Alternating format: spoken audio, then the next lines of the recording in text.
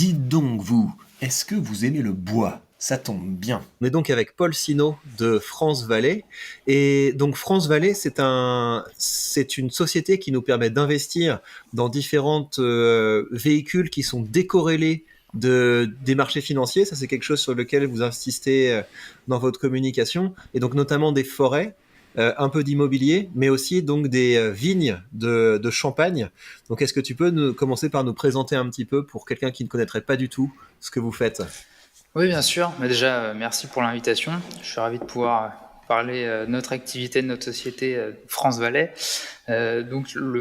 Pour prendre un produit vraiment le plus approchant, ça va être la SCPI, qui est généralement plus connue du grand public, que ce soit sur l'aspect forestier ou viticole. C'est-à-dire qu'on fait appel à l'épargne des Français, donc des particuliers, mais aussi des institutionnels. Et on va déployer cette collecte en faisant l'acquisition de forêts en France ou en Europe, ou effectivement de vignes en AOC Champagne.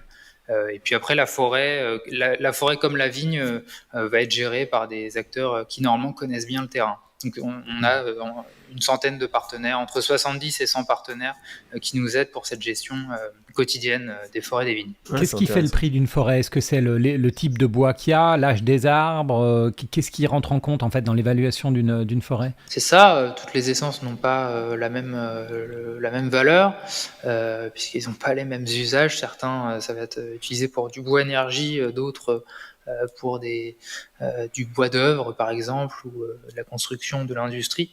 Donc il y a ça, il y a la maturité de la forêt. Si on n'envisage pas de revenus avant plusieurs dizaines d'années, forcément la forêt vaudra potentiellement moins cher que le même type de forêt, mais où des récoltes peuvent déjà être envisagées. Il y a la desserte également, quand tu es pas loin d'une grande ville ou de scieries, forcément, et que ton bois n'a pas besoin de traverser des régions entières ou des pays entiers, la forêt va également avoir un prix plus important. On rejoint un peu l'immobilier finalement de ce point de vue-là.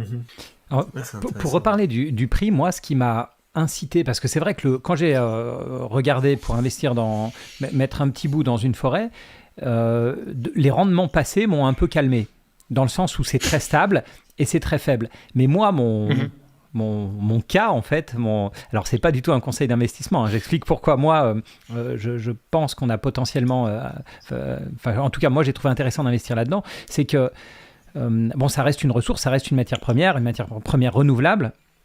J'ai eu une chaudière à granulés de bois dans ma maison précédente, etc. Donc je vois assez bien les différentes utilisations. Mais j'ai l'impression qu'il y a une énorme inertie en fait dans le prix des forêts, et que tout ce qu'on a vu récemment, je parle même pas du prix des granulés de bois qui a doublé ou triplé suite à l'invasion de l'Ukraine, etc. J'ai l'impression qu'on est toujours sur le côté pépère du bois, etc. et qu'on n'a pas du tout pris en compte que c'est une ressource renouvelable qui peut servir à plein de choses différentes, à construire des maisons, enfin ce que tu disais, à se chauffer, etc. Et j'ai l'impression que je vais pas dire que personne l'a vu, mais j'ai l'impression que c'est pas dans les cours, comme on dit en bourse, tu vois. Et alors je me doute, Paul, que tu vas pas nous expliquer, tu vas pas nous dire qu'il faut acheter et que c'est pas du tout ton rôle. Mais qu'est-ce qui fait le lien en fait? Est-ce qu'il y a un lien clair entre le prix de vente du bois et le prix de vente des forêts? Oui, puisque je parlais d'experts indépendants qui évaluent nos forêts à intervalles réguliers. Le cours du bois va entrer en compte dans leurs calculs.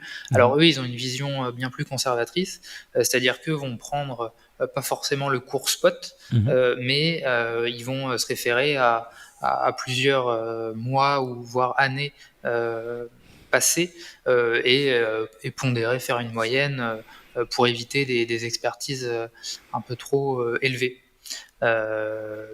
Donc oui, après c'est pas une science exacte. Tu disais avant, quand tu cherchais à acheter une forêt en direct, l'évaluation d'une forêt peut poser problème. Est-ce que le prix qu'on me propose c'est le bon prix? Un peu comme dans l'immobilier, il n'y a pas de science exacte non plus. C'est-à-dire que même des experts indépendants, certifiés, reconnus, ils peuvent te sortir des expertises qui ont par exemple 10% d'écart sur une même forêt.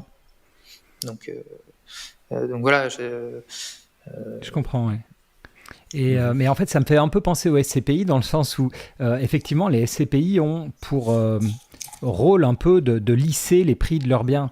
C'est ce que tu expliques pour vous dans le bois, c'est que les SCPI, je l'ai bien vu moi qui suis investi dans 4-5 SCPI, j'ai bien vu que quand il y a eu un peu un emballement post-Covid, ils l'ont pas du tout pris en compte dans leur valeur d'actifs nets. Et tant mieux pour eux, puisque quand ça retombe, en fait, ça permet de lisser aussi les actifs. Mais moi, en tant qu'investisseur, je me dis, c'est vrai que cette inertie-là, j'aime bien en profiter pour acheter, même si sur les forêts, on est sur un temps très long. Et justement, vous considérez qu'on est sur un investissement de combien de temps chez France Valais ? C'est une dizaine d'années, on conseille. Ouais. Après, ce sont des fonds qui peuvent se voir comme evergreen, hein, c'est-à-dire qu'il n'y a pas d'horizon de liquidation, même s'il y a un avantage fiscal, à la différence de certains autres fonds où le gérant dit dans 8, dans 10, dans 12 ans, on liquide et on restitue l'éventuelle plus-value. Nous, on dit que le minimum, c'est 10 ans, mais on peut se projeter sur 20-30 ans, d'autant plus sur l'investissement forestier, ça a du sens. Et comment ça se passe en fait au niveau de la gestion d'une forêt ? C'est qu'il y a régulièrement du bois qui sort, parce qu'il arrive à maturité, parce qu'on le vend pour le chauffage ou la découpe. Est-ce que vous avez une obligation de replanter, ou alors est-ce que vous avez intérêt à le faire ? Comment ça marche ? Est-ce qu'il y a un objectif de garder à peu près la même taille de forêt ? Comment ça fonctionne ? Du fait de nos engagements en matière, environnementaux, effectivement, on n'a pas vocation à faire des coupes rases, mais plutôt à prélever quand c'est possible dans différentes forêts et à différents endroits de la forêt. Donc forcément, ça contribue au fait d'avoir une faible rentabilité, puisque en soi, ce serait plus efficace d'arriver sur une parcelle, de tout couper. En termes de coûts, ce serait moindre, mais ce serait pas, d'un point de vue environnement, ce serait pas idéal, voire même contre-productif. Donc oui, comme tu le disais, on va prélever, alors pas forcément replanter derrière, parce qu'on met plutôt en avant la régénération naturelle, c'est-à-dire que les sujets les plus âgés vont donner de nouveaux plants et par un processus de sélection, certains vont aller jusqu'à l'âge adulte, donc pas forcément de reboisement massif, mais plutôt un prélèvement par-ci par-là, couplé à une régénération naturelle. Et vous avez des plans de régénération d'urgence, donc par exemple s'il y a, je sais pas, un incendie ou une tempête qui couche plein d'arbres, est-ce que vous avez, je sais pas, des réserves de petites pousses pour les mettre en terre si on doit affronter ce genre d'événement ? Si on a affronté ce genre d'événement, on repart de zéro, c'est-à-dire que on va mettre on va faire des plantations. On a eu un incendie l'été dernier dans les Monts d'Arrée, près des Monts d'Arrée en Bretagne, les plantations vont s'étaler sur 3 ans, parce qu'on sait que à chaque épisode de plantation, on va perdre certains sujets. Donc ça se fait, c'est étalé sur plusieurs années. Mais on n'a pas une serre avec déjà des plants tout prêts. Non. Mais donc ça veut dire qu'il faut les acheter ? Il y a une partie de l'argent il y a un fonds de guerre ou un fonds de trésorerie qui permet d'intervenir dans ces cas-là ? De toute façon, au regard de la collecte qu'on a aujourd'hui, nos fonds ont des liquidités. Puisque entre le moment où on collecte et le moment où on a fini d'investir, on a déployé cette collecte, on se donne 18 à 24 mois, parce que on a des critères de sélection qui se veulent exigeants, puisqu'on retient généralement moins de 10% des dossiers qui sont étudiés. Donc c'est un taux de sélection, une sélectivité qu'on estime assez forte, et donc la liquidité on l'a, donc peut-être que une partie de la liquidité qui pouvait être allouée à l'acquisition d'une forêt pourra être utilisée pour financer un reboisement. Donc pour l'instant il n'y a pas besoin de cette trésorerie de secours entre guillemets.